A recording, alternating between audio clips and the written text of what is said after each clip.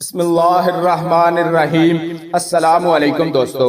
خانہ کعبہ میں لگے ہوئے مقدس پتھر حجر اسود کی اصلی پہچان کیا ہے؟ جب ایک بادشاہ حجر اسود کو اتار کر اپنے ساتھ لے گیا اور واپسی کے موقع پر مسلمانوں کو نقلی پتھر دینے کی کوشش کی تو مسلمانوں نے اصلی حجر اسود کو کیسے پہچانا؟ ایک ایمان افروز واقعہ۔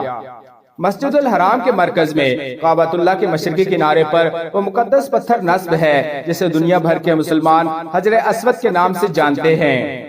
حجر اسود کے متعلق اکثر لوگ یہی سمجھتے ہیں کہ یہ پتھر کا ایک بڑا ٹکڑا ہے، لیکن در حقیقت یہ چند چھوٹے ٹکڑوں کا مجموعہ ہے۔ حجر اسود سے متعلق سعودی گزٹ نے معلومات فراہم کرتے ہوئے بتایا ہے کہ یہ صرف ایک پتھر نہیں بلکہ یہ پتھر 8 چھوٹے ٹکڑوں سے مل کر بنا ہے، جن میں سب سے بڑے پتھر کی جسامت ایک کھجور کے برابر ہے۔ حجر اسود سے متعلق سعودی گزٹ کی معلومات تو آپ جان ہی چکے ہیں، تاہم آپ یہ جان کر حیران رہ جائیں گے کہ یہ حجر اسود نہ تو پانی میں ڈوبتا ہے اور نہ ہی اس پر آگ کا کچھ اثر ہوتا ہے۔ اس حوالے سے تاریخ میں ایک واقعہ درج ہے۔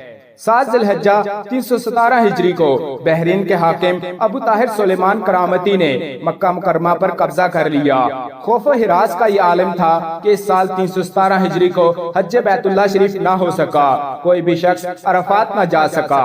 انا للہ و انا الیہ راجعون۔ یہ اسلام میں پہلا موقع تھا کہ حج بیت اللہ نہیں ہوا۔ اسی ابو طاہر کرامتی نے حجر اسود کو خانہ کعبہ سے نکالا اور اپنے ساتھ بحرین لے گیا۔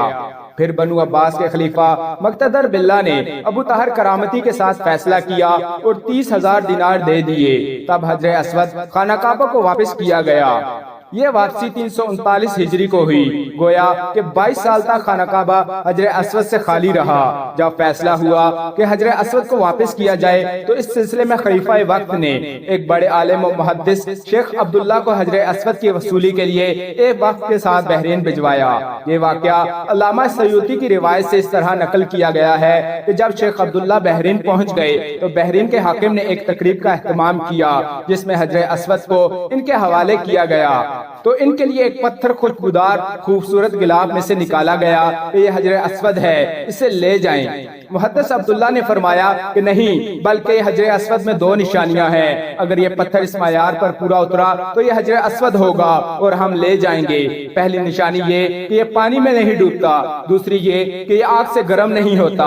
اب اس پتھر کو جب پانی میں ڈالا گیا تو وہ ڈوب گیا، پھر آگ میں اسے ڈالا تو سخت گرم ہو گیا۔ آپ نے فرمایا ہم اصل حجر اسود کو لے کر ہی واپس جائیں گے۔ اصل حجر اسود لایا گیا اور آگ میں ڈالا گیا تو ٹھنڈا نکلا، پھر پانی میں ڈالا گیا تو پھول کی طرح پانی کے اوپر تیرنے لگا۔ تو محدث عبداللہ نے فرمایا یہی ہمارا حجر اسود ہے اور یہی خانہ کعبہ کی زینت ہے اور یہی جنت والا پتھر ہے۔ سبحان اللہ۔ دوستو اگر ویڈیو اچھی لگی ہو تو لائک، کمنٹ اور شیئر ضرور کیجیے گا۔ انشاءاللہ اگلی ویڈیو میں ملاقات ہوگی، تب تک کے لیے خدا حافظ۔